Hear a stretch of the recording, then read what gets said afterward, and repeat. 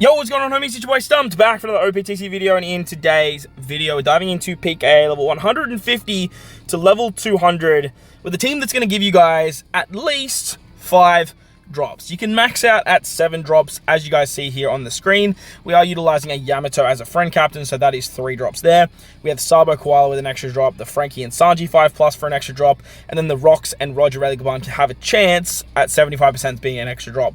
The extra unit we have on the team is actually Nami. Now, if you guys are a little bit lower, so not up to 200, you can replace Nami with VV Becker, which is another 75% chance to drop, so you could get up to 8 drops, but they are a late 6+, and look, lots of people either like just skip them or just miss a skull or something like that.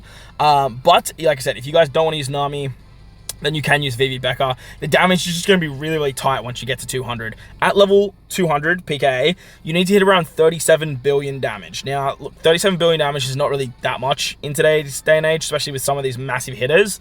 However, when you are sort of throwing on like the Frankie Sanji unit, when you are throwing on something like the Sabo Koala unit, who don't really synergize that well with some of these big boppers like the Roger Religaban and the Rocks Pirates, then you are going to have to sort of look at some other options for damage output. So ideally, we still want to get some gains. Like the bounties runs out at 200, so realistically all you want to do is get to level 200, and that way you can sort of maximize your total drops throughout your run. But if you are making your way through the actual map, I'd recommend just running something like this. Nami Karina is going to give you an extra drop. You have the 2 extra drops from the 6+ and the 5+. Slap on 2 75% boosters, doesn't matter what they are, and then just run a friend captain, either Nami or Yamato.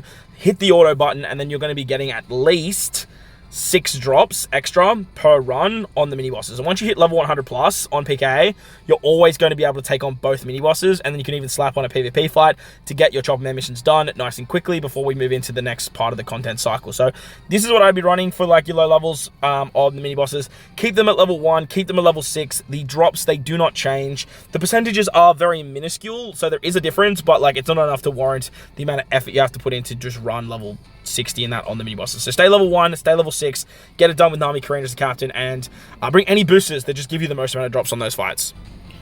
But going back to the actual run now against PKA Hancock, this is the team, those are the supports.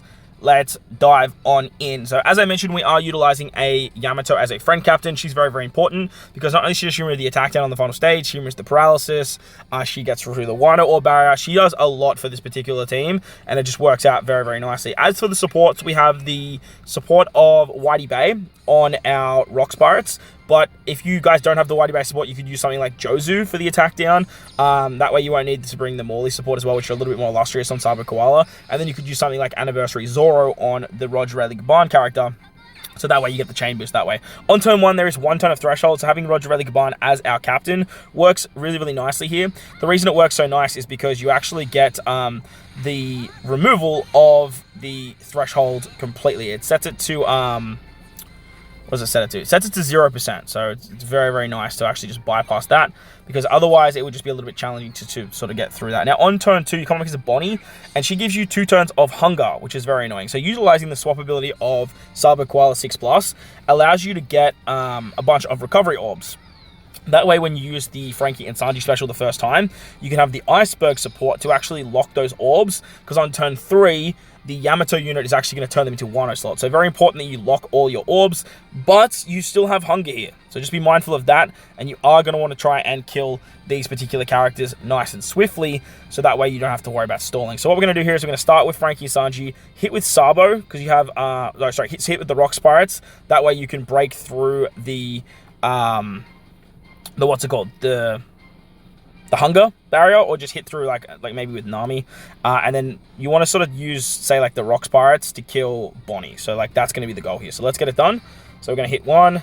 Remember, you can eat recovery orbs with perfects because of Yamato's captain ability, so you don't have to sacrifice any damage here. You have a chain boundary ability, so as long as you start with Sanji and Frankie first, you are going to be in for a really good time there. Now, moving on to the next fight against Rebecca, she puts up 6 turns of threshold, which gets reduced to 0% because of Roger Religaban, and then she has 2 turns of that Wano or barrier, which is very, very pesky. Now, we are going to have to break the barrier here, which is fairly important. Switch to Koala, so that way you get the extra hitter, because Koala isn't in character, so she gets buffed under both captains.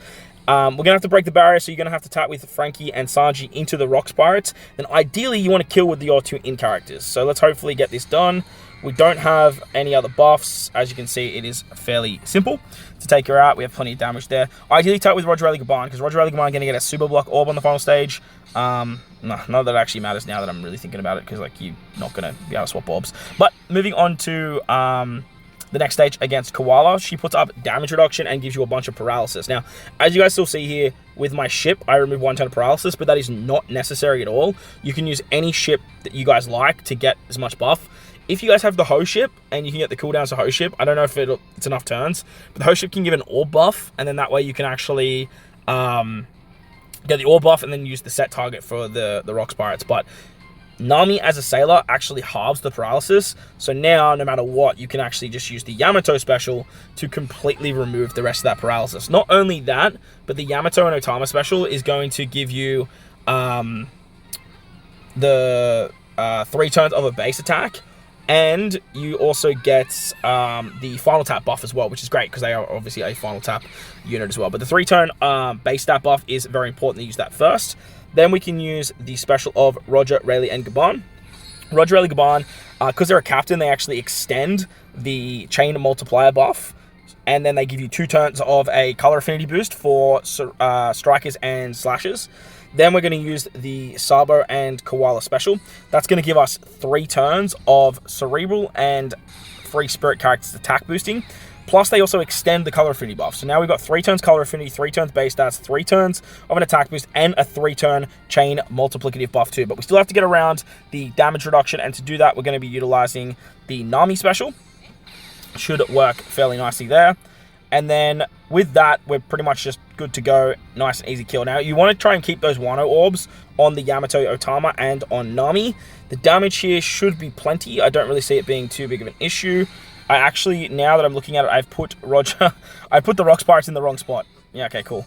Oh, yeah, I put them in the wrong spot. Damn it. Ideally, you want the Rock Pirates to be in the bottom left. So you want to swap the Rock Pirates and... actually, it's not really going to matter all that much.